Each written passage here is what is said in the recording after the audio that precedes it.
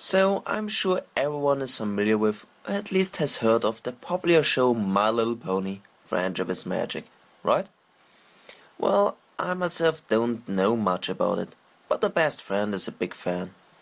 He wanted me to become a fan of the show as well, because he said the show has good morals and is pretty funny, despite its original intended audience being little girls. While I don't enjoy it, people trying to make me like something, he's my best friend. So I thought I would take his word for it. This all happened when I was walking home from school with him though. So of course while we were talking he couldn't exactly send me a link. He said that he would send me a link when he got home. After we had parted ways, it was only a short walk from me home. When I got home, I checked my computer to see if he had sent me a link. His house was a bit farther than mine, and he hadn't sent me the link because he hadn't gotten home yet. I didn't mind. I wasn't too eager to be sucked into fandom, or to disappoint him if I didn't like it for that matter. To pass the time, I decided to disregard my homework and play video games. After a few hours of battling other online gamers, I remembered that my friend was supposed to send me the link. I got off the game after one last battle and win to check my Facebook. Sure enough, he had sent me a link with the message, "Hey, it was hard for me to decide which episode to send you, and I personally don't like the first episode, so I just sent you this one. It should be enough to show you how awesome this show is." I clicked the link and it directed me to a video on YouTube. It seemed to be an episode of the show from the second season. I paused it so that I could read the description. You know, to see if it could give me any ideas on what the episode was about. Not much help there. It only stated the name of the episode, Putting Your Hoof Down. That didn't help me much. But then I went to click the play button to start it. And I yawned. I looked at the clock, and it was nearly 1 in the morning. I quickly tried to decide whether I should watch this video or not, because I had school tomorrow. I woke up grumpy and tired, like how I usually wake up. I tried to think back to last night. I couldn't remember if I had watched the video or not. I have a very bad memory when it comes to being sleepy. I don't think I dreamed anything significant, but I think I did have a dream. I can remember something. In my dream, I think I saw a cartoon character. I can't remember it clearly, but it was yellow, and it was giggling. Odd. Well, it was just a dream. Dreams often makes no sense. I can't just disregard the giggling yellow thing. As I had said, I couldn't remember if I had watched the video or not. But my friend wanted me to watch it, and I had to leave for school in half an hour. I quickly got dressed and ready for school, and then hurried to my computer. I found my computer turned on. I must have forgotten to turn it off before I slept. I pressed the button for the monitor to turn on, and it did, but to a white screen. Just white. Nothing more, nothing less. At first it scared me. I thought that something had gone wrong with my computer. But after shaking the mouse, I saw my cursor appear and a bar rise up from the bottom. I let out a sigh of relief. I recognized the bar. It was the progress bar that shows you how far you have gone on a YouTube video. It seems that I had left the computer on a YouTube video, and it was on full screen. I still couldn't remember what had happened last night, but I deduced that I must have opened the link, pulled it to full screen to watch, and then got tired and went to bed. I had a bit of time to spare before leaving to school, so I decided to watch it. And also, something that you should know. Despite My Little Pony's large popularity, I knew next to nothing about the show. I didn't know what any of the characters looked like. I didn't know what kind of comedy the show used. All I knew was that it was meant to be a kid show, and that many people who weren't kids liked it. So I clicked play, and the logo popped up. Yeah, I didn't bother to read it because I really didn't care about the companies who made the show. And then the show itself started. I yawned and stared at the clock. I think I missed the opening sequence because I did that. But I didn't care enough to go back to watch it. And so I caught my first glimpse of this popular show. There were about 3 characters on screen. One was yellow, another was blue, and the final was purple. The style was what I expected it to be. Cartoony and cutesy. A 4th character entered. She was pink. She seemed to be carrying a bag of something. Some kind of supplies. The other characters didn't notice her. They were caught up in a conversation that was barely audible.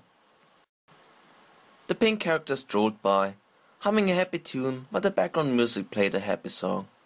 But on her way by, the bag she was carrying broke out at the bottom, and the supplies fell out. There seemed to be construction supplies. There was a hammer, some planks of wood, a knife. I don't know what that was there for construction. A few large stakes, and a box of nails. The box of nails broke open on impact with the ground, and the nails spread out on the ground. Despite the noise this would have caused actually, the pink character didn't seem to notice. She went on her way happily, probably only to realize what had happened when she opened the bag to get her supplies later. After the pink one left, the 3 other characters seemed to have decided to go somewhere. They turned to walk towards the destination when one of them, it was the blue one, tripped on a plank of wood and fell face first into the pile of nails. This surprised me. The blue character lifted their face on the ground, and it had nails stuck in its face all over. There was a lot of blood as well. This is a kid show? The purple one gasped in surprise and immediately started to try and help the blue one out. It picked up the hammer and used the claw end to pry up the nails one by one while the blue one screamed. The yellow character wanted to help out as well, so it quickly walked forward to the other 2, only to trip and fall like the blue one had. When it got up, this scared me. It had 2 of the large stakes impaled in its eyes. After this, I clicked the video to pause it, and then turned off the monitor. This was My Little Pony. I thought it was supposed to be a kid show. The beginning seemed to have fit the description well, but all that blood. I got up and grabbed my bag. It was time to go to school anyway. Throughout the school day, the scenes kept playing through my head. I'm not a hater of bloody things. It's just that when I find them where I thought I would find cute things. My best friend asked me something, but I had kind of spaced out, so I didn't hear him. School passed, and I was once again on my way home. My friend had an appointment or something. Dentist, I think, so he couldn't walk home with me. When I got home, I walked over to my computer. I supposed I would watch the rest of the pony video. I turned my monitor on and jumped. I was greeted by the image of the yellow character with large stakes impaling their eyes. I quickly played it again to get that image off my screen. The purple one was still trying to help the blue one out, and the yellow one began to stumble around blindly. Another character entered. This one was orange, and it was accompanied by a red character. The orange one started to try and help the yellow one out by pulling at the stakes. They were having troubles, so the red one went over to help. They both pulled with all their might and got the stakes out. But the stakes took the yellow one's eyes with them. The yellow one smiled, happy at being freed of the stakes. Blood ran down its face from its eyes, creating a horrifying image. It stumbled around blindly, crashing into the orange and red character. The orange and red character fell down and onto the nails. They screamed when the nails pierced their bodies and writhed around in agony as they bled out and died. The yellow one, blind, didn't know that they had died, and smiled. It appeared that it was trying to get over to the purple and blue characters. It probably still wanted to help. The yellow one felt along the ground for something to help with, and ended up picking up the knife that had fallen. It stumbled forward, eager to help its friends. But then, the yellow one stumbled over something again and fell forward. The knife it was holding stabbed the blue one in the neck. The blue one screamed again and fell into the purple one, knocking the hammer towards it. The purple one was impaled by the claw of the hammer and quickly died. The blue and purple characters stood there, leaning against each other to remain standing, even though they were both dead. The yellow one pulled the knife out of the blue one, confused, but it continued to smile and stumble around. Another character entered. This one was a lighter shade of blue. It appeared frightened and ran over to the yellow one to question what had happened. The yellow one turned around to answer, but ended up slicing the blue one's head off. Still confused, the yellow one was sprayed in blood as the blue one fell to the ground, obviously dead. The yellow one took a few steps forward, slipped in the blood, and fell. It was impaled by the knife from the chin. You could even see where the knife went through its head. The tip was showing out of its forehead. The happy music continued to play, and then the credits rolled. I stared at it in silence and horror. What just happened? I heard that the show had good morals and comedy. That didn't have good morals, and where I could see how someone could find it morbidly funny. It wasn't the comedy that I was expecting. It had the aura of happy, but that was not a happy ending. I stared at the screen for a little bit in silence. At that menu that shows at the end of every YouTube video with the thumbnails for the recommended videos. I shakily moved my cursor to exit of the video. Maybe watch a cute video of a cat to make me feel better. And then it all came back to me. I remember what I had done last night. I had clicked the link, and I had watched the video that my friend had sent me. And now I was watching Happy Tree Friends. Hello, darling. I'm writing because I now realize that our relationship is fast approaching its end. While I would love to believe it could go on forever, I have, reluctantly of course, grown tired of our silly routines. The spark has simply faded, and I can't help but hold myself responsible. From the very first time I peered through your window, I knew that you were special.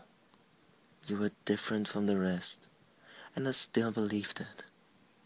There is something so interesting, so desirable about the way you carry yourself. The things you do when you believe you're alone. Watching you is what has kept me here so very long. In fact, I remember vividly the first time I watched you sleep. You were so peaceful, yet right when I feared I was wrong about you, that you may grow bored of you so early. Enough. You surprised me, love. You were never like the rest. There's no way you could have been. That is why I fell in love with you. You intrigued me. Nothing made me happier than to spend time with you, to see you in your natural state. Did you know that people are most themselves when no one else is around? Yes, things are so magical then. Now I've taken to watching you carry out the same routine over and over. You go to work, buy groceries, and that's it. What has happened to you? You were once so full of life. Now you are reduced to coarse and hiding in bed. I have not heard a single laugh in months. Do you realize how much I miss it? I don't think you could ever understand it. How much you mean to me. How it pains me to hear you cry like that. I told myself you would never hurt me, that you could never even try. Unfortunately, dear, that is where you began to resemble the others. What a pity. Tell me, do you remember the first time we spoke? The day was meant to be so special. I followed you to work that morning, hardly able to contain myself. The excitement of speaking with you that day was far too great. This was at the height of my love for you. In my eyes, you could do no wrong. I meticulously planned our meeting. You would never know that I had followed you and watched you for all these months. Although, when I gathered my courage to speak with you, on the train I was simply disregarded by you. I doubt that you remember our conversation, or the fact that you attempted to ignore me to begin with. I could wake up anything in the world that you could not even recall my name if I asked today. The conversation was nothing like I had imagined.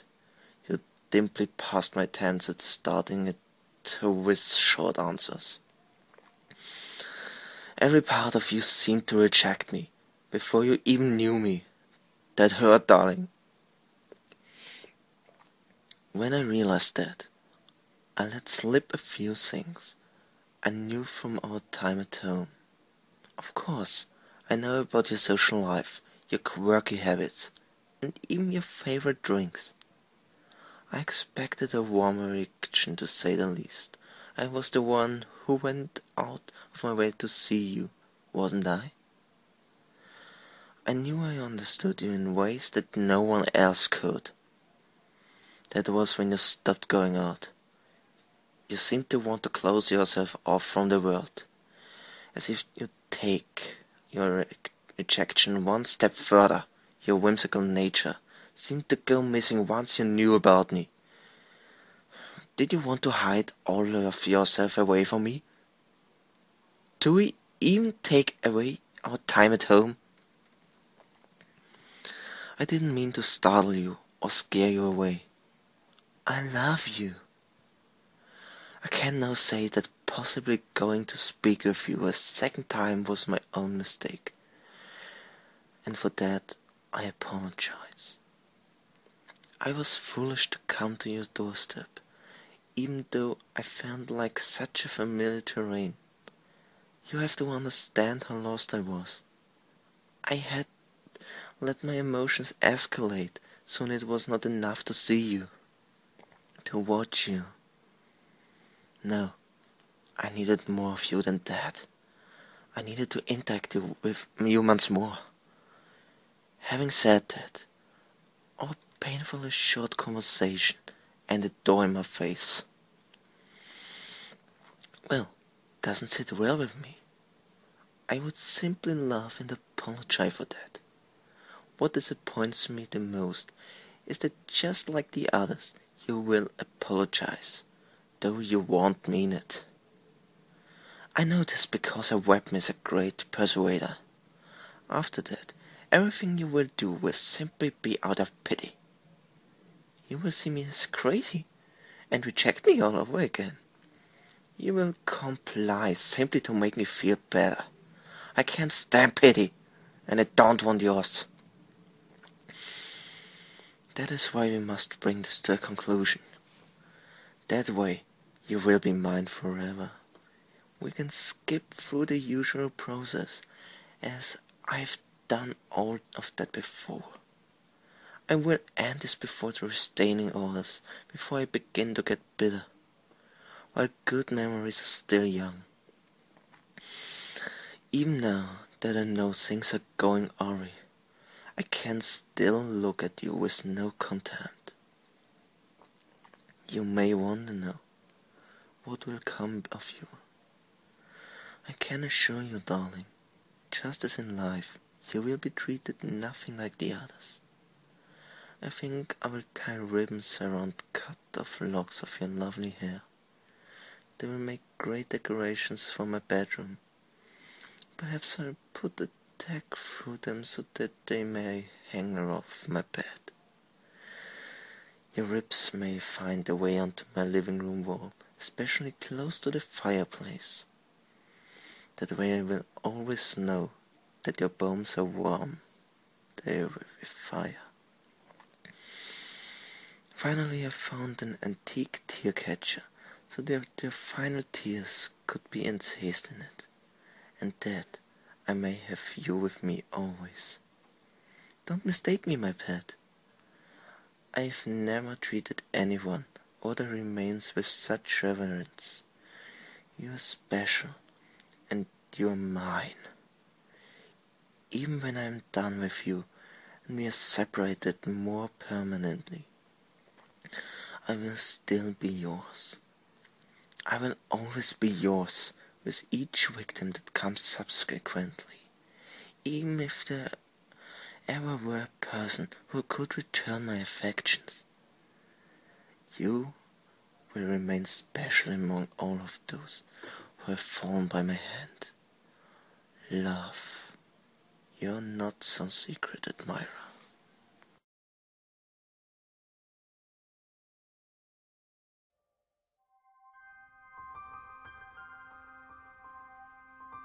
A young girl walking home from school found a small pile of Polaroid photos lying in the gutter. There were 20 in all, neatly wrapped in a rubber band. She picked them up, and as she walked, she started to browse. The first photo was that of a ghostly white man on a black background, standing just far enough away from the camera that she couldn't make out his features.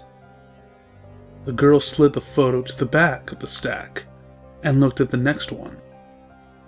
The photo was of the same man, now standing a bit closer.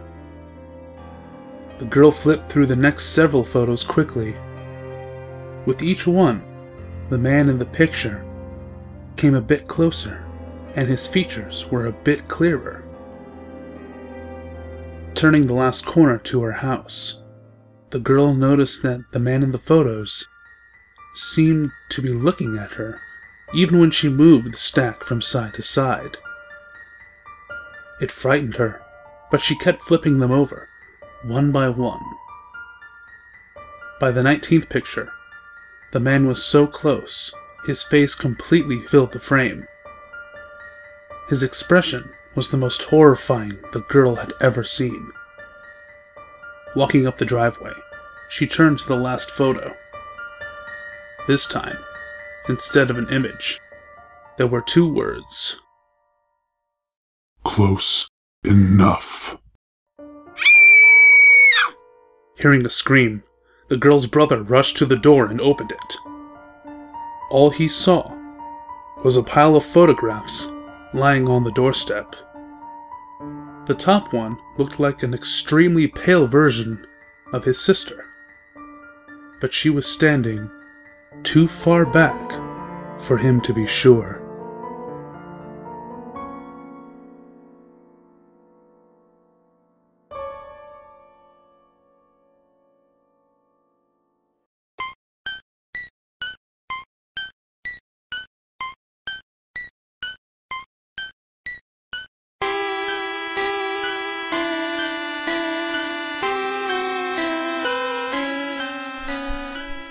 How often do you use your Poke Walker? I use it all the time. Even if I don't walk around much during the day, I still have it attached to my hip. I just find it absolutely fun to imagine that your Pokemon is actually with you and following you in the real world, just as the first Pokemon in your party will follow you in your game. Since I walk with my Pokewalker so much, I have accumulated a lot of watts and unlocked a lot of courses. I just recently I managed to unlock the Scary Cave course in my Pokewalker, which thrilled me. As a horror enthusiast, places that are haunted or are said to be scary fascinate me. So, of course, I sent my male Beautifly ISEP into Scary Cave. I do spend a lot of time online, so I don't walk around much, but I've started a routine with my Dance Dance Revolution in order to lose weight. My Pokewalker was on my hip, of course. It's easy to get over 1,000 watts in just 2 days of DDR, which means an easy method of unlocking courses. After I stopped to catch my breath and take a drink, I checked ISEP. He had an emotion bubble up next to him, so I clicked the middle button. ISEP is shivering. I knew that was not part of the Pokewalker's dialogue. Maybe the personality I gave ISEP was for writing purposes showed up in the games? I defined him as a coward, just to go against what Pokedex says about Beautifies and their vicious natures. I had to carry on, so I put ISEP back on my hip and continued to dance. I stopped again for a quick break later and checked ISEP again. By this time, I managed to get over 5,000 steps on my Pokewalker. ISEP had another bubble next to him, but this one was of a sad face you sometimes see in Heart Gold and Soul Silver if you talk to your Pokemon when it's at half health. That wasn't in the Pokewalker, so I began to suspect something was very wrong. ISEP hears a cry. I began to wonder if this was just a Scary Cave exclusive, or if I'm just going crazy. The dialogue box had a blinking dot in the corner, indicating there was more to be said. She is here. She wants revenge again. Curious, I fiddled around the menu. The Pokeradar option was blinking. I decided I'd buy it and I selected it. Of course, I had enough watts to use it and I wondered what kind of Pokemon would show up. 2 single exclamation points first appeared, then a double, then finally a triple, indicating I found a rare Group A Pokemon. I cheered until I saw what was there. Until I saw what it was. Mother Marowak appeared. No freaking way. Mother Marowak was what I called the ghost of Marowak from Red, Blue, Yellow, Leaf Red, Fire Red, Leaf Green, who died from the hands of Team Rocket. Her spirit was supposed to be calmed after defeat, and she went on to the afterlife. Was I wrong? Another dialogue box appeared before the battle began. Take me with you. Take me back. Now I'm not one to doubt spirits. In fact, I'm a great believer in paranormal activity. Ghosts linger when something is upsetting them, or when they have regrets that need eased. Something obviously called Mother Marowak back from the grave, and she needed to ease her anger. The attack and evade options were disabled. The only thing I could do was catch. A Pokeball was thrown in front of ISEP and caught Mother Marowak. The ball shook and a little star showed up. She didn't even bother to try to fight it. The dialogue box didn't say the usual text. It said, I've got you, Mother Marowak. Back on the normal screen, ISEP was replaced by Mother Marowak. She didn't move, and I noticed her sprite was a little different. She didn't have any pupils in her eyes, and she carried 2 bone clubs instead of 1. Briefly, I wondered where the second bone club had come from. From experience, I knew Cubones wore the skulls of their mothers on their heads, and they carried the bones of their mother to use as weapons. Another dialogue box. Send me back home. I frowned, wondering what she could have been talking about. I quickly checked my items and Pokemon, noting what relief that ISEP was still there. Once I exited the options, another dialogue box appeared again. Send me to the Town of Spirits. Now I understood. The Town of Spirits must have meant Lavender Town, where she had been found originally. I went to fetch my DS with my Soul Silver snugged inside. I briefly wondered what Mother Marowak's regrets were and why she had approached me to help her.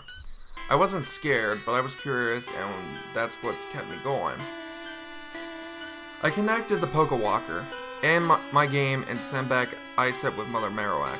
Once again, the dialogue was changed. It said Mother Marowak has arrived. And then it went on to tell me Isep has been placed back in the box and how many watts I had collected. Not bothering to waste time, I went right to my game file. I was in Goldenrod City, of course, and everything seemed to be normal. But instead of my Dragonite Chaos following me, it was Mother Marowak. I spoke to her. Mother Marowak is very angry. Reassure her. A yes and no option box popped up. I tapped yes and her sprite shook in response. Mother Marowak believes you, but she's still furious. I wonder what I had to reassure her of. I checked my party. Mother Marowak was at the top of the list, of course. I checked her stats and I was immediately struck up at how angry and dead her sprite looked. She still had blank eyes and carried 2 clubs, but her body seemed torn away in some areas and her skull was cracked. Her nature was adamant, her OT and ID data was all blank, and her status was die, something I had only seen in my badly translated Japanese Green ROM. I remember how much I had laughed at it. It didn't seem so funny now. Her level was 30, just like it was back in the Kanto games. She knew Boomerang, Thrash, False Swipe, and Rage. I remember that she had used Boomerang and Thrash on me back in Leaf Green, so I guess this was her moveset from 3 years ago as well. Her characteristics was strong-willed. Her regular stats were all blank out, something that struck me as odd. I still had the rest of my party too. There was my Dragonite, my Lucario, my Pidgeot, my Flying Slave, my Slugma, and an egg I was trying to hatch. Dragonite and Lucario were 2 of my favorite fighters, both at level 100. I noted that both their sprites were a little different as well. Both of them looked furious. Slugma looked terrified, and my egg was not bouncing around like usual. I exited the menu and Mother Marowak faced me again. She had the angry bubble over her head, even though I didn't talk to her. I had to hurry to Lavender Town. We took the magnet train to Kanto and I ran the rest of the way to Lavender Town. The second I stepped into town, the scenery changed. The ground started to shake and the overworld colors turned gray. Mother Marowak moved ahead of me and went to the radio tower. My trainer followed her. A dialogue box popped up again. They did this. To my body. To me. To my babies. To the others. This tower is worthless. It does not remember the tragedies, the evil, the pain. I wasn't sure what possessed me to do what I did next, but I spoke out loud. There's still the House of Memories, Mother Marowak.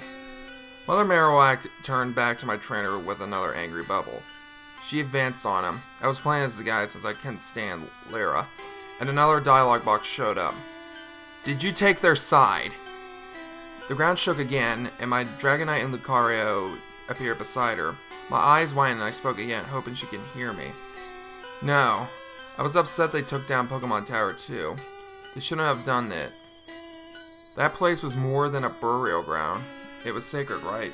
That's why you stayed. That's why the ghosts possessed the channelers. It was to drive away Team Rocket and to protect your grounds. It was to avenge your children. But when you left, this happened. I finally understood why she wanted to come back. I get it now. You wanted to return here to take your revenge on the people who tore down the tower and spoil the memory of all the dead Pokemon. The House of Memories is not a good substitute. The ground stopped shaking and Mother Marowak's angry bubble vanished. Although the overworld was still gray, it seemed calmer after I finished talking. My eyes narrowed. Do you want to go talk to Mr. Fuji, Mother Marowak? I asked. Another dialogue box. Yes. Take me to him. Where is he? Where is he? In the House of Memories, I said. Just follow Gold. I promise you, I will help you. I wasn't sure how I was going to help a ghost in the game, but I was more worried about what could have happened if I didn't try to help her. My Dragonite and Lucario also followed Mother Marowak. Only my Lucario paused and looked at me. A dialogue box popped up. A mother's love never dies. I knew what she meant. Unlike most people who probably have a male Lucario, mine was a female and she had a son. Family ties are tight, and Lucy, my Lucario, seemed to understand it. It was still tight in death. One mother to another, I muttered, smiling. Chaos, Lucy, Mother Marowak, and Gold went into the House of Memories. No one was in sight except for Mr. Fuji. Mother Marowak approached him first. Thump, thump, thump. Mr. Fuji stepped back and shocked. But Marowak, you've come back. How? White sprites of Pokemon began floating around. I could see mostly Cubones. But there were several other Pokemon as well. Pokemon that had been laid to rest, only they couldn't find sleep. Now that their mother was back, they had a voice to heed, someone to listen to. I realized Mother Marowak was more than just the mother of Cubones who died protecting her babies. She not only named herself the guardian of Pokemon Tower, other spirits did the same. You let them destroy the tower. My baby's resting home. They cried in death. Their cries reached me. They wandered lost in death after you let them destroy the graves. You should have not destroyed our graves. Lucy growled and Cass roared. Mr. Fuji's body shook and I smirked. You leave me no choice. The screen blacked out and I heard a sickening splat from the speakers. A second later, the screen turned back to normal and Mr. Fuji lay dead on the ground with his head smashed in. Another dialogue box. Do not disturb the dead. Let them sleep in peace. I agree, I said. The spirits of the Pokemon that had been hovering around vanished. Mother Marowak remained. An ellipses bubble appeared over her head. I had Gold speak to her.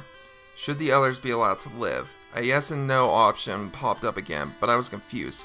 What others? Was she talking about the radio tower workers? I selected no. They were making money off a tower that replaced Mother Marowak's home and grave. I doubt they were even aware of the tragedies of all the Pokemon who were killed by Team Rocket and the Chandlers who tried to calm and protect them. I briefly wondered what happened to the Chandlers. Did they stop believing, or were they chased away? I decided I didn't want to watch Mother Marowak slaughter the ones in the tower, and I walked off.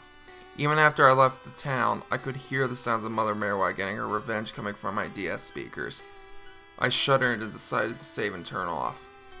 A few hours later, I decided to check my file. I had saved in Saffron City, so I could head back to Goldenrod on the Magnet Train. But my curiosity got the better of me, and I went back to Lavender Town. There was no music playing at all. The town was completely deserted, and it was gray again. I checked all the homes in the Pokemon Center, but it was just as deserted as the rest of the town. I finally went to the radio tower and was greeted by a sight of blood and dead bodies. I was expecting it, but that didn't stop my stomach from turning. The stairs that were normally blocked by a security guard weren't blocked anymore. I went upstairs where I found Mother Marowak. She was on top of a desk with the dead tower director in front of her. As soon as I stepped up to her, she vanished. A dialogue box popped up. I've had my revenge, but I will stay here forever. This is my place now. This is my town now. The ground shook again and I hurried out. I had a feeling I was no longer welcome there. You know the old saying, let sleeping dogs lie? I say let the dead rest in peace. I no longer go near Lavender Town, and I'm too worried something else will happen if I go in Scary Cave in my Pokewalker. I'd rather not take my chances anymore. I still see her sometimes. Mother Marowak, I mean. I like to visit places like Sprout Tower and the Bell Tower, and I also went on a trek through Rock Tunnel, where I caught a female Cubone. Just before the ball stopped shaking, I saw a brief flash of Mother Marowak. It's a long shot, but I'm guessing this Cubone was her daughter and she wants me to take good care of her. Dead is never dead after all, and a mother's love is forever. Remember when I said I stay away from Lavender Town? It's not entirely true. I go back once a week to offer my sympathy to the dead, because I'm a firm believer in spirits, and to see Mother Marowak.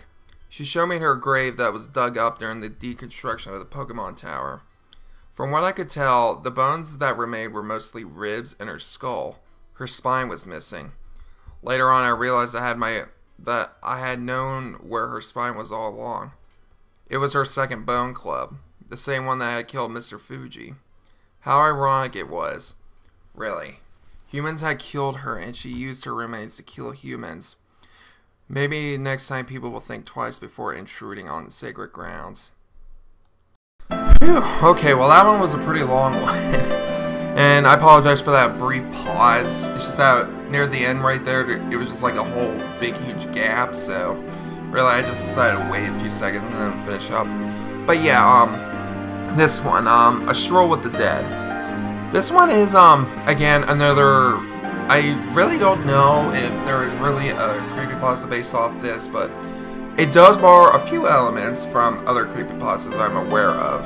How, like, for example, Glitchy Red, where we had the person here talking to Marowak through her DS, which is, you know, I like the same thing where the player would talk through Red and actually was self-aware. Pretty much, this is kind of like the identical to Glitchy Red, only personally, I think this is also another original creepypasta story, and it is a pretty good one. I mean, we haven't sure, it's another Lavender Town one base, and we know how cliche that gets, but it involved Mother Marowak, who appeared out of the game Pokewalker, and it's kind of funny because ironically in the creepy cave, scary cave course in the Pokewalker, there are actually level 30 female Marowaks in there. So either that is just one hell of a scary Easter egg that Game Freak decided to keep in, or Mother Marowak is not really gone. But I digress. But yeah, the story and all, it is pretty good. I mean, I wasn't expecting, when I first read this, I wasn't really expecting Mother Marowak to actually kill Mr. Fuji. I mean, really, in the games, Mr. Fuji is depicted as a kind old man. I mean, caring for the dead.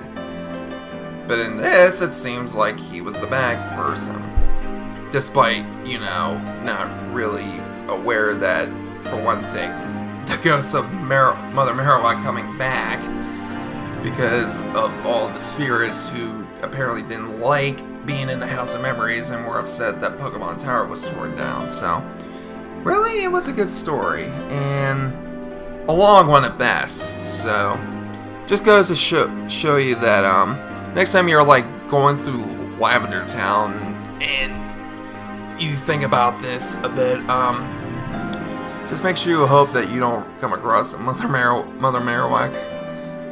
Otherwise, she will probably do bad shit to you. But anyway, yeah, and that's pretty much my take on this story. Again, it was a pretty good story. I liked it.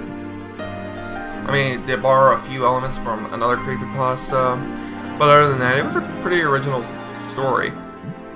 Anyway, I hope you enjoyed this one, and we will move on to the next.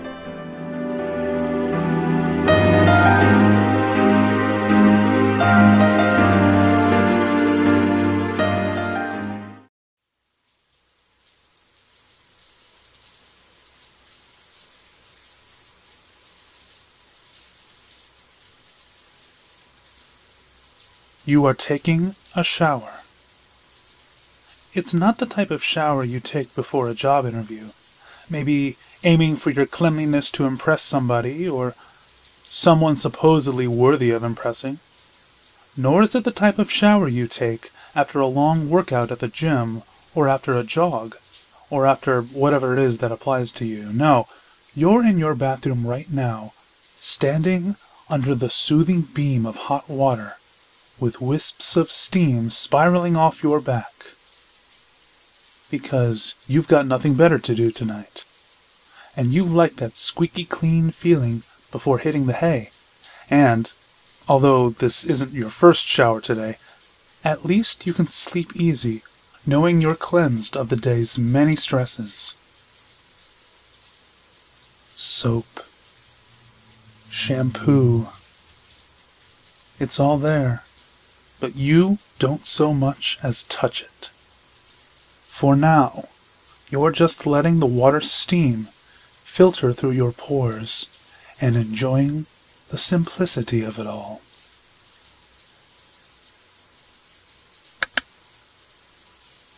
The lights go out. Startled, Your feet squeal on the floor of the shower, and you pause to make sure the sound was from your own. The sound of water hitting the floor in the dark. You feel as if you're not alone in the room, which is impossible, because you're the only one in the house. The sound of the switch had been unmistakable. You stay under it, under the water, your one and only landmark. Feeling around, your hands meet the slippery shower tiles, and you feel like a mime trapped in a blank box as you fumble for the adjacent wall. Then grab the curtain. Finally, something real, something you can touch that's now in front of you and will stay static as you reclaim your bearings. Outside of the shower, something starts choking. You abruptly stop breathing, strain to hear. It's a gut-wrenching cough that wheezes in and out, and your hand freezes before recoiling back to your torso in shock. And in the middle of the bathwater rain, noisily splashing by your feet, you hear its footsteps inching closer as it struggles to breathe. The thump of pads on the floor stepping closer. You can do nothing but press your back against the wet wall behind you in paralysis, to the point where the sounds are less than a foot away from where you remember the curtain to be, at your own eye level. That's when the lights come on and the choking stops. You shut off the water. All is quiet, and you look to either side just in case, remembering all the horror movies you've seen in your entire life at this moment. Not a sound except the gurgling of the drain at your toes, sucking down the last of the water calmly, like it had all been in your head and none of it had happened. You're standing there, dripping wet and naked, when you realize you've got to step out and meet whatever's there, waiting on the other side of the curtain.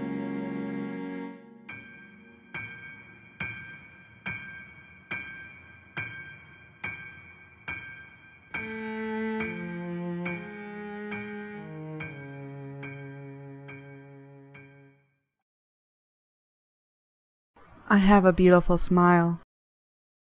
Oh, how I miss it. This morning, I wake up and I smile at my bedroom mirror. I am disappointed at what I see. I kiss my husband. I send my 2 children off to school. I entertain guest friends. I show them all my lovely smile.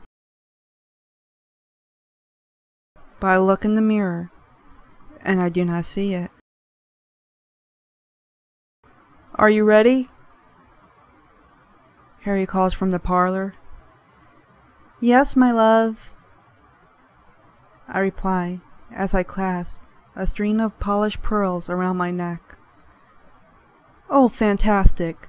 The children are with Miss Knox. And the dinner reservations are all set for 8 o'clock sharp."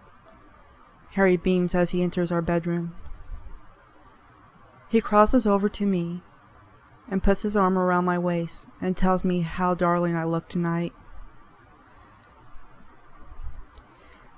I embrace him warmly, but suddenly I feel his arm stiffen. "Vivian," Harry stutters. "Yes, dear?" I answer sweetly.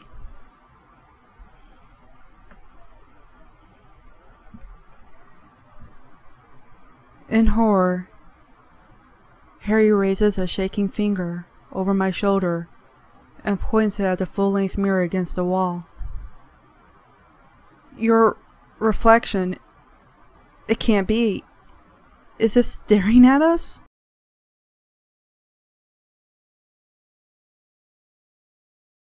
I turn and see her there, gazing intently. She throws herself against the mirror. There is no sound, only deafening silence. "Harry, help me," she mouths as she batters the surface with her fists. I feel my eyes narrow at her. Harry looks back and forth between myself and my abhorrently preserved reflection.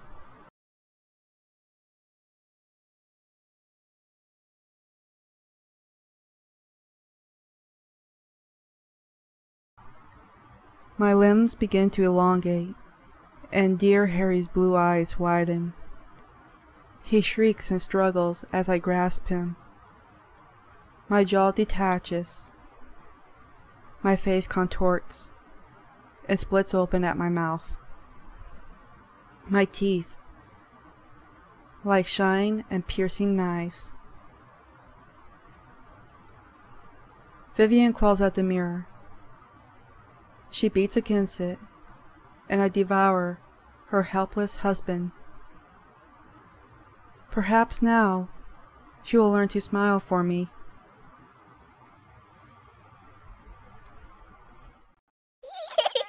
The Slender Man, that is my name. Grifter, Grossman, all of those are my name. I am known for them, but there are a few things I, the Slender Man, am not known for, and that is my past. I can't really recall ever being physically born. I guess I wasn't. Of course not. I'm not human. Not even close. Not normal. That is very unacceptable. Humans are such sickening things, and their little children are very disgusting. They should all be killed. Maybe even slowly. Morbidly. People were afraid of me. They treated me differently, and I got sick of it. I began to hide in trees. They were the tallest things around. I also began to notice how in humans, the children were much more innocent and stupid than the adults. When an adult saw me, they would try to run or hurt me in defense. But children, if they didn't scream and cry, they innocently came towards me. Though I do remember this one single little girl. Sarah Marie Lynn was her name. What a kind little soul. She never had any friends. She was socially awkward and liked things like bugs. She was unlike other little girls and was also made fun of for her freckles. It was almost amazing how this one single little child didn't run from me, and apparently for a while she was my friend. She wasn't afraid. She didn't give me funny looks or yell at me like them, but what I didn't know was that this so-called friendship would end in quite a messy fashion. She began drawing us together a lot. I didn't really care too much, but the adults did. It turned out little Sarah Marie had Down syndrome of some kind, and autism or something. I couldn't really care now. But once her parents heard from the teachers that she went into the woods during recess, they began to worry. They finally realized that after school, she would also go into the woods to meet me. They didn't know why she went into the woods, but they knew it was dangerous, and the tall man she was drawing might have been some sort of sick man trying to take her away. So they locked her up and kept an extra sharp eye on her. She was miserable. I decided to help her, and did the only thing I could think of doing. I happily killed little Sarah Marie's parents. Oh, this little girl, for someone who seemed to be so miserable. She didn't enjoy it, and the people who were hurting her were finally rid of. It was almost confusing. but it was clear that she hated me. Why? Why did you kill Mommy and Daddy? Why, Mr. Slenderman, why? I hate you! I hate you! I hate...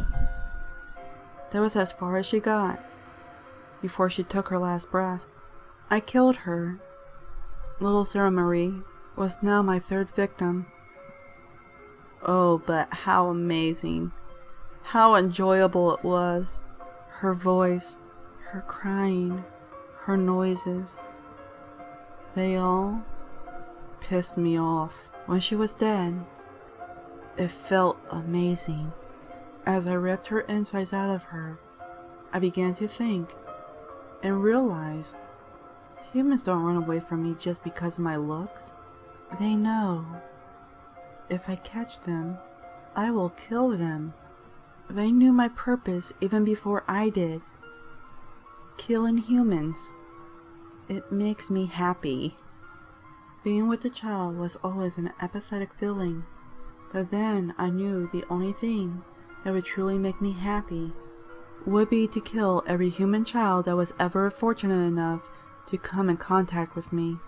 So you see, I am the Slender Man, and I enjoy my work. Killing children is a thrill, and making friends is never a mistake I'll make again. There is no such pitiful emotion that I need.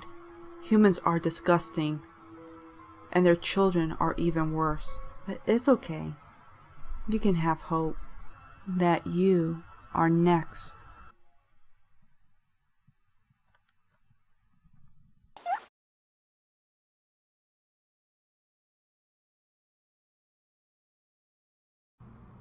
In 1984, there lived an old widow lady by herself in a two-story house who was completely immobile and bound to her wheelchair. Ever since the mysterious death of her husband, she required the aid of a carer who would visit her daily to help her with everyday tasks. What made it even more difficult was the fact that the two floors of the house were only connected by an old staircase inside. When the old lady needed to move between the two, the carer would have to carry her frail body like an infant, up and down the stairs. One day, the police received a call from the widow. There had been a murder. Since police units were scarce at the time, the murderer had already fled the scene. Only one detective was sent out to conduct the initial crime scene report. He arrived to see the carer's body splayed out on the floor with her vocal cords ripped out and a pool of blood on the first level of the house, with the old lady atop the staircase in her wheelchair watching him, still and silently, seemingly in shock. He could immediately rule her out as a suspect due to her inability to move up and down the stairs, and because she was trapped up there the time the murder took place. It was similar to the death of her husband many years ago, who had suffocated in his sleep on the couch downstairs. The detective put on his gloves, took photos, swabbed for evidence, and covered the body until the coroner arrived later. All routine business. He scoped the house downstairs for any clues. Then he asked the old lady if he could look upstairs. She insisted that she was upstairs the whole time and no one apart from her had been up there that day. But regardless of this, the detective ascended the stairs, to which he hesitantly moved aside. Beyond the staircase, there was a narrow corridor with 3 closed doors along it. He checked behind each of the doors. The empty bedroom. Nothing. The bathroom. Nothing. He became anxious as he slowly made his way to the final bedroom where the old lady slept. He opened it and everything looked normal. A bed, a wardrobe, and a bedside table with a lamp. He checked every wall of that room in horror, as it was not what he discovered, but it was what he didn't discover that made him stop dead in his tracks and slowly reach for his gun in his holster. It was a detail so minor that they had completely overlooked it on the last investigation of the husband's death. There was no phone upstairs. He suddenly heard a noise as he withdrew his gun and rushed out of the room, only to find an empty wheelchair atop the stairs. Mom, I remember now how it all started. It was right after moving to the new house. How old was I? 4, maybe 5? I was so young, so innocent, so unsuspecting. The new house was beautiful, Mom. Do you remember how I used to run from room to room? You always laughed so hard when you recount those times. We were so happy, all of us. The house was so big, much bigger than the old house. This one had 2 floors. The main floor had the living room and 3 bedrooms. Judy's, Dad's and yours, and my bedroom at the end of the hall. Do you remember what I used to tell you about the basement, though? I always told you to not go into the basement. You would brush it off, wave away my fears. You probably don't even remember me telling you. But I remember, and I can never forget. It all started with going downstairs on my own a few times. When I would go down there to get something, I would see things moving. Small black things in the corners, on top of the TV cabinet, in the hallway, in the laundry room, anywhere. They would move in and out of the corner of my eye. This would cause me to dash into the half-dimmed room and scurry upstairs. I remember one thing. Judy commented, "Oh, Kevin's scared again." I was scared of these beings, Mom. I was so scared. When you sent me down into the darkness alone, I feared for my life. I never knew what would happen when I was to go down there. I got to the point that I never went anywhere without turning a light on. The light switch would always be switched before going into any room, and then a frightening dash back upstairs. But I also didn't want anyone to know I was afraid. I hid my fear the best I could, Mom. That was until seeing wasn't the worst part. It's not long after I began seeing them that I started hearing them, saying things in hushed whispers, mocking me, snickering, moving objects in the basement. The small noises meant nothing to you and the rest of the family. You could turn your back to the sounds. You closed your eyes to the unknown living in your house. I remember this one time. You found a handkerchief waiting for you on your bed. You left it off. You all left it off. The handkerchief didn't belong to any of us, and it was just waiting there for you, almost like a warning. But you all thanked the beings for their kind gift, making a mockery and a joke out of it. Mom, why didn't any of you listen to me when I told you to stop? By the time I was 8, the voices were a constant occurrence in the house. I could hear every word they said. These creatures, which I called the Whisperers, talked about everything. They talked about new things to do to be a nuisance, how much we amused them, how best to hurt the family living in their house. I had learned from you to put these things behind me and ignore them, but that became harder and harder. I remember one night laying in my bed, I heard the door creep open. I hadn't been able to sleep well, so small noises jerked me up in the middle of the night quite often, but the Whisperers never moved objects so carelessly. They knew I was awake, and they knew the best way to frighten me. Loud movements were heard from the kitchen, and to save myself, I flung the blankets over my head. I wanted to cry for you like a toddler, Mom, but I didn't want to put you in harm. I heard a yelp from the kitchen. It was soft enough that no one else would have awoken from it. I know if you ever read this, Mom, you'll yell at me for being so stupid, but I had to see what was in the kitchen. I had to know what evil was preying on my family. The hallway felt eerily cold in the hot summer's night. The light being already on hardly made my descent to the kitchen less terrifying. My feet shattered the silence as I struggled to creep as quietly as I could. I was so afraid, and the sweat from my body glued my clothes to my skin. Mom, I don't want to scare you with describing what was in the kitchen, but I'll tell you best of what was there. A small creature, about 2 foot high, stood before me. It was pitch black and beady yellow eyes.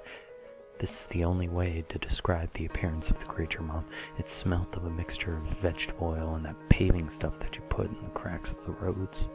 It gave off this sound like a crackling fire and constant murmuring whispers. The creature made me afraid, Mom. It was fear incarnate.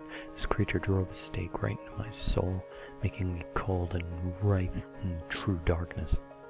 While I watched this thing, it stared me down and opened its mouth, which was invisible at first glance. Its mouth was simply a hole full of razor teeth, and it snickered as I gasped at the pure horror of the scene. As quickly as it opened, the creature's mouth closed, and it turned its gaze over to its right. I hadn't noticed her, Mom. I hadn't noticed Dino. Dino, our poor hound, lay directly in the center of the kitchen underneath the countertop. A large butcher knife was nestled gently between two of her ribs. Dinah whined one last time as she took in her last breath and died a painful death.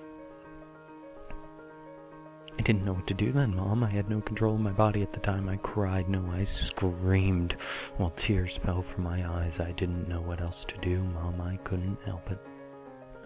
That's when I heard them down the hall again. Judy's door and your door was open. Oh, God, Mom, I was so frightened without thinking. I ran into Judy's room. Judy was dead, Mom. I found her mutilated, but I know you wouldn't want the details about how your daughter was killed. Let's just agree that she had not stood a chance. I had no time to grieve. I had to check on Dad. Strangely, the light to your room was on, so I didn't need to go too far inside to see Dad laying on the ground in a distraught, disturbing way. 2 butter knives were lodged in his neck. I don't know how that was done. But you were not in the room. You weren't there. Why weren't you in your room? Did you hear it coming? The footsteps? Did you honestly think that running to the basement would be the best answer?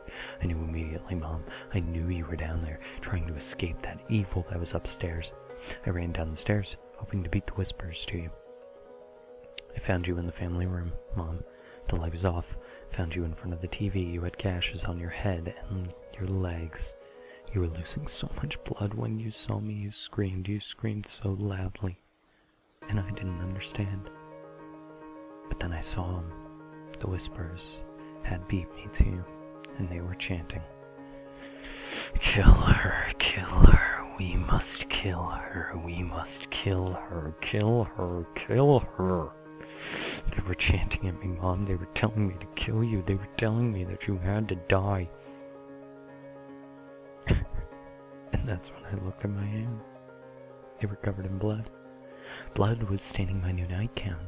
Blood was running down my arms. I was holding a knife from the kitchen. When I looked back up, the whispers were gone. It was just you and me. I turned on the light and smiled. You screamed again. I advanced you, raising the knife in my hand.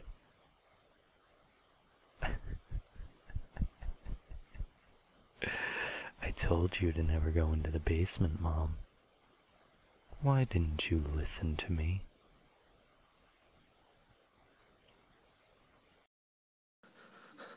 I'm sitting in my bed, shaking with fear. They are coming tonight. I know they are. They are coming from me. I can't stop them. There are too many of them. All I can do is stay here and pray they don't find me. I would run. I could run, but that would only make them try harder to find me. They would drag me down wherever I go. If I run, it will only make things worse. What was that? A noise from downstairs? The front door slowly opening. Footsteps creeping quietly across the floorboards. This is it. They have come. What can I do? I could try to defend myself, though I don't think I stand a chance. I reach out in the dark, and my fingers curl around the object next to me. Maybe this will stop them. As quietly as I can, I stand up. I creep down the stairs. The front door is wide open, letting in the cool night air. I can see a shadow moving inside the living room. Just one shadow? Maybe this will be easier than I thought. I step inside the room. There's a figure, the shape and size of a man, standing over the dead bodies of my parents. He turns around when he hears me enter and stares at me without saying a word. Immediately, I lift the gun in my hand and pull the trigger. The loud noise seems to fill the whole house. The man stands there for a moment before dropping to the floor, dead. I don't think he was one of them.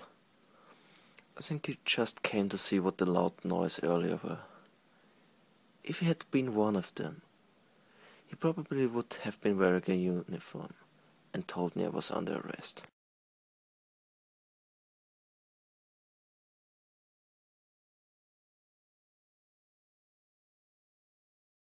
Squidward Suicide.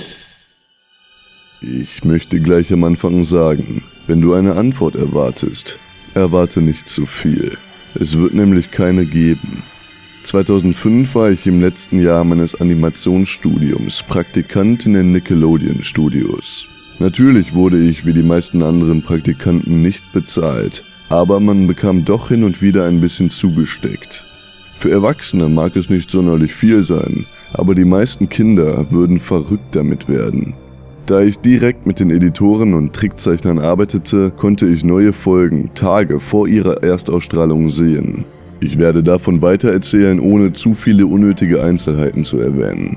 Kurz zuvor haben sie gerade den SpongeBob-Schwammkopf-Film fertiggestellt und das ganze Team hatte keine wirklich neuen Ideen mehr, was den Start der angekündigten neuen Staffel hinauszögerte. Aber die Verschiebung hatte noch andere Gründe. Es gab ein Problem mit Folge 4, das jeden mehrere Monate gekostet hatte. Ich und 2 andere Praktikanten waren für den Final Cut mit einem Haupttrickzeichner und Editor in einem Schneideraum. Wir haben eine Kopie mit dem Namen Die Angst vor einem Krabbenburger bekommen und versammelten uns um den Bildschirm, um sie anzuschauen. Nun, da es oft nicht zu Ende produziert wurde, gaben die Trickzeichner den unfertigen Folgen immer meist falsche und teilweise sexuell angehauchte Titel, so etwas wie ein Insider-Gag, wie zum Beispiel Wie Sex nicht funktioniert, anstelle von dem richtigen Titel Eltern werden ist nicht schwer, wo SpongeBob und Patrick die Seemuschel adoptieren. Nicht wirklich lustig, aber immer für ein Kichern gut. Als wir dann den Titel Thaddäus Selbstmord lasen, dachten wir, es sei nur ein morbider Witz. Einer der Praktikanten konnte gerade noch ein leises Kichern hervorbringen. Die fröhliche Musik ertönte wie gewöhnlich. Die Geschichte begann mit Thaddäus, der wie so oft das Klarinettenspiel übte und wie üblich viele Töne falsch traf. Wir hörten, wie SpongeBob draußen lacht und Thaddäus stoppt, um ihn anzubrüllen, er solle ruhig sein. Denn diese Nacht würde er selbst ein Konzert geben, für das er übte. Der Szenenwechsel mit dem Blubberblasen folgte und wir sahen das Ende von Thaddäus Konzert. Das war der Teil, an dem es anfing, merkwürdig zu werden. Während er spielte, haben sich mehrere Frames wiederholt, nicht aber der Ton. Zu diesem Zeitpunkt war der Ton schon mit der Animation synchronisiert, also eigentlich nichts Ungewöhnliches. Aber als er aufgehört hat zu spielen, hörte auch der Ton auf, als hätte es die Aussetzer nicht gegeben. Ein schwaches Murmeln machte im Publikum die Runde, bevor sie anfingen, Thaddäus auszubuhen. Aber es war kein normales Buhen, so wie es in Zeichentrickserien üblich ist. Man konnte wirklich Boshaftigkeit darin hören. Es wurde auf das Publikum geschnitten, mit SpongeBob im Mittelpunkt. Und er buhte ihn ebenfalls aus. Sehr ungewöhnlich für ihn. Aber das war nicht der komischste Teil. Was uns sehr auffiel, war die Tatsache, dass alle extrem realistische Augen hatten. Sehr detailliert. Keine Abbildungen von echten Augen, aber wesentlich realer als normales CGI. Die Pupillen waren rot.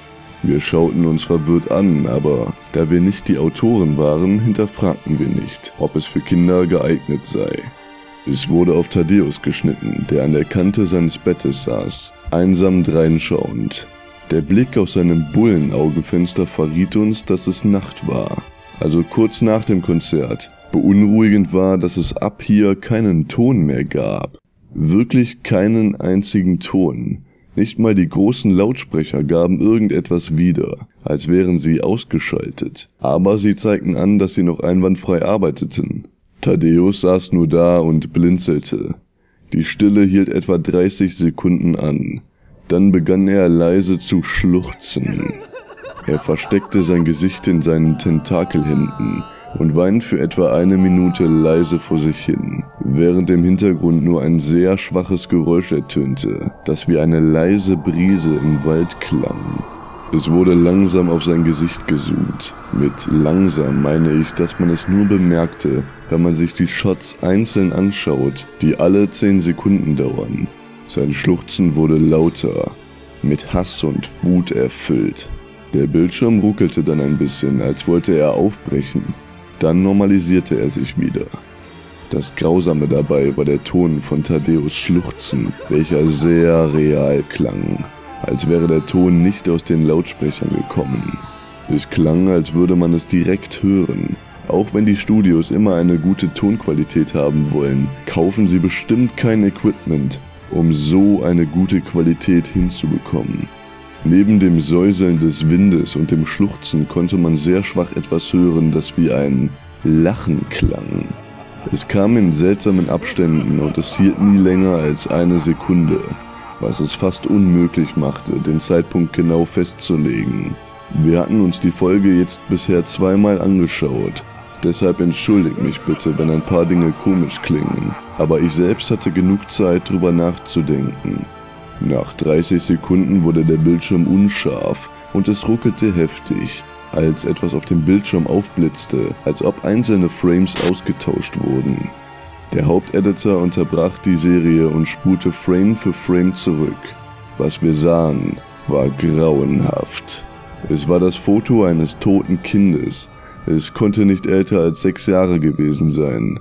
Das Gesicht war entstellt und blutig. Ein Auge hing aus seinem nach oben gewandten Gesicht heraus.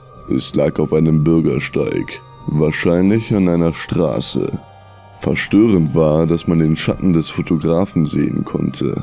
Dort waren keine polizeilichen Absperrungen, sichergestellte Beweismaterialien oder Markierungen und der Winkel sah für ein polizeiliches Foto ungewöhnlich aus. Der Fotograf selbst musste der Mörder des Kindes gewesen sein. Wir waren natürlich geschockt, aber spielten immer noch mit dem Gedanken, dass es nur ein sehr kranker Scherz war. Der Bildschirm zeigte wieder Thaddäus, der immer noch schluchzte. Lauter als zuvor. Plötzlich floss Blut aus seinen Augen. Der Wind klang jetzt, als würde ein Sturm durch die Wälder pressen. Man konnte auch das Durchbrechen von Ästen hören.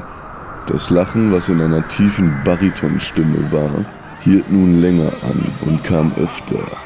Nach ca. 20 Sekunden ruckelte der Bildschirm wieder und zeigte ein einziges Foto. Der Editor weigerte sich zunächst zurückzuspulen. Wir alle wollten es nicht, aber wir mussten es tun. Dieses Mal war ein Mädchen auf dem Foto, kaum älter als das Kind zuvor. Sie lag auf dem Bauch. Ihre Haarspange lag in einer Blutlache neben ihr. Ihr linkes Auge hing ebenfalls heraus.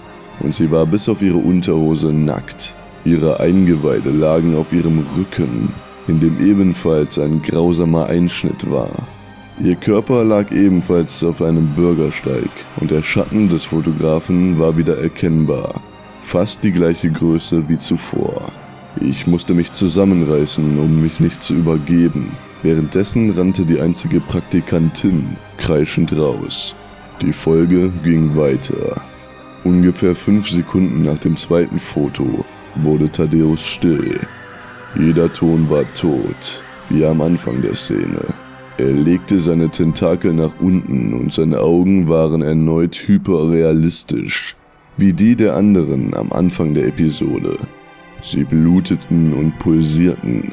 Er starrte direkt auf den Bildschirm, als würde er die Zuschauer anschauen. Nach etwa 10 Sekunden begann er wieder zu schluchzen, diesmal ohne seine Augen zu verstecken. Der Ton war stechend laut und sein grausames Schluchzen vermischte sich mit dem Schreien. Tränen und Blut tropften wie schwere Masse an seinem Gesicht entlang. Der Ton des Windes kam wieder, wie auch die tief lachende Stimme. Und diesmal hielt das Foto eines anderen Kindes für 5 Frames, ohne Geräusche.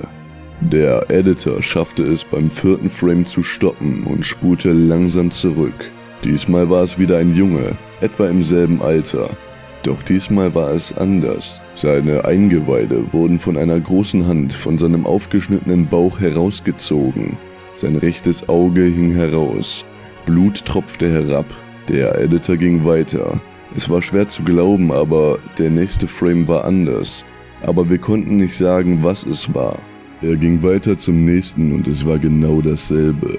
Er ging zum ersten Frame zurück und spielte die Frames schneller. In meinem Entsetzen kotzte ich auf den Boden und der Editor keuchte. Die 5 Frames waren keine einzelnen Fotos. Sie waren die Frames eines Videos. Wir sahen, wie die Hand langsam die Eingeweide rauszog und das heraushängende Auge des Jungen ihn dabei beobachtete. In 2 Frames blinzelte das Kind sogar, mit sadistischem Lächeln im Gesicht. Der Tontechniker befahl uns, das Video sofort zu stoppen. Er musste den Erfinder der SpongeBob-Serie, Mr. Hillenburg, mit der Bitte konsultieren, sich die Folge anzusehen. Mr. Hillenburg kam nach etwa einer Viertelstunde an. Er war verwirrt, weswegen er nach unten gerufen wurde, woraufhin der Editor die Folge weiterspielte. Jedes Geräusch, jeder Schrei, jeder Ton stoppte. Thaddeus starrte die Zuschauer direkt an, in einer Nahaufnahme seines Gesichts für etwa 3 Sekunden. Es wurde schnell rausgezoomt und eine tiefe Stimme sagte, »Tu es«, woraufhin wir in Thaddeus Hand eine Pistole sahen. Er steckte sie sofort in den Mund und betätigte den Abzug. Realistisches Blut und Gehirnfetzen klatschten an die Wand und auf sein Bett hinter ihm, während er nach hinten fiel. Die letzten 5 Sekunden dieser Folge zeigten seinen Körper im Bett, zumindest das, was davon noch übrig war. Ein Auge heraushängend, das andere auf dem Boden liegend, sich anblinzelnd. Das war das Ende dieser Folge. Natürlich war Mr. Hillenburg wütend und wollte sofort wissen, was überhaupt vor sich ging. Die meisten Leute hatten den Raum zu diesem Zeitpunkt bereits verlassen. Es waren nur noch ein paar wenige Leute da, die noch in der Lage waren, es sich erneut ansehen zu können. Es ein zweites Mal zu sehen brachte nur, dass es sich tiefer in mein Gehirn einbrannte und ich Albträume bekam. Es tut mir leid, aber ich bin geblieben. Die einzige Theorie, die wir hatten, war, dass die Datei von einem Außenstehenden bearbeitet wurde. Der technische Direktor wurde beauftragt, es zu untersuchen, wann es in etwa geändert wurde. Die Analyse ergab, dass das neue Material über das alte geschnitten wurde. Die Zeitmarke zeigte, dass es 24 Sekunden geändert worden musste, bevor wir es sahen. Alle Materialien wurden überprüft, ob die Zeitmarke womöglich gefälscht war, aber es ergab, dass alles seine Richtigkeit hatte.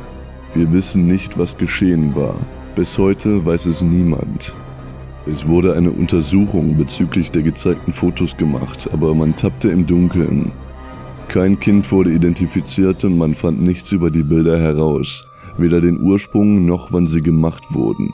Ich hatte zuvor nie an ungeklärte Phänomene geglaubt, aber diesmal habe ich es selbst miterlebt. Und wenn ich mal etwas nicht sofort beweisen kann, werde ich zweimal darüber nachdenken, bevor ich sage, dass es nur Quatsch ist.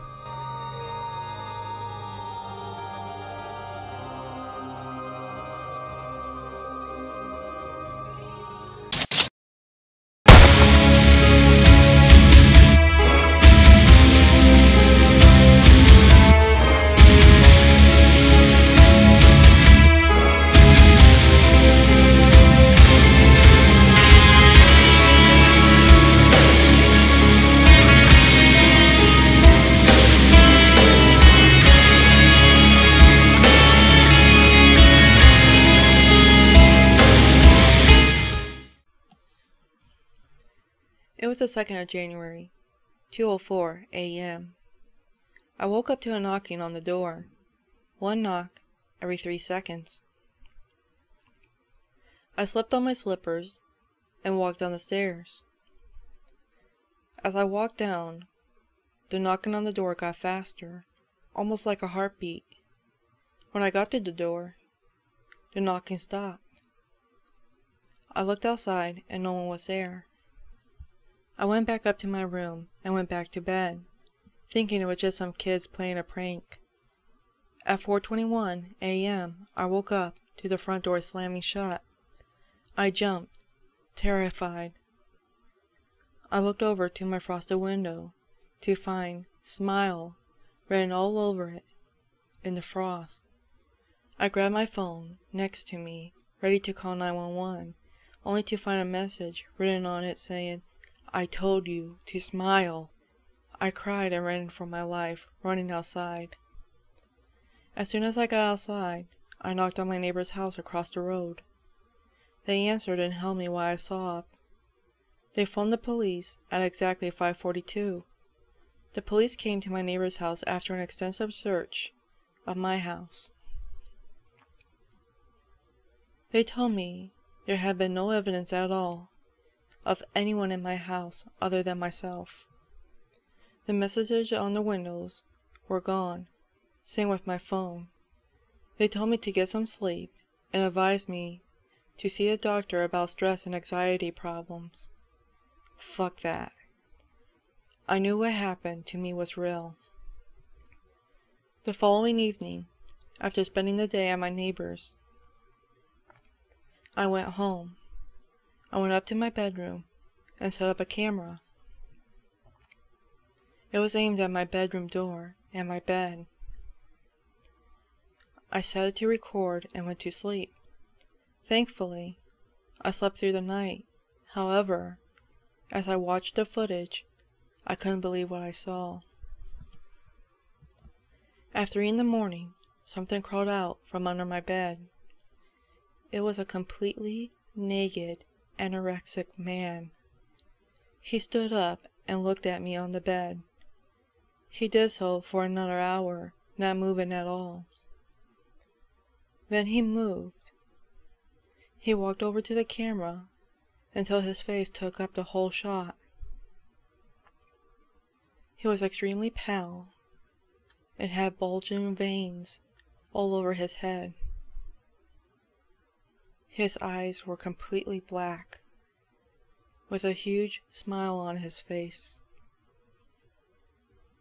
He stared at the camera for another 2 hours, not blinking, just slightly twisting his head every now and again.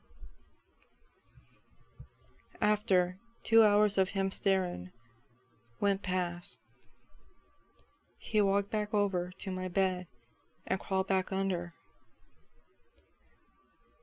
I skipped the video forward until it showed me getting up and walking over to the camera. The video finished. I was frozen with fear. The video showed him going back under, but not leaving. Whatever it was still there.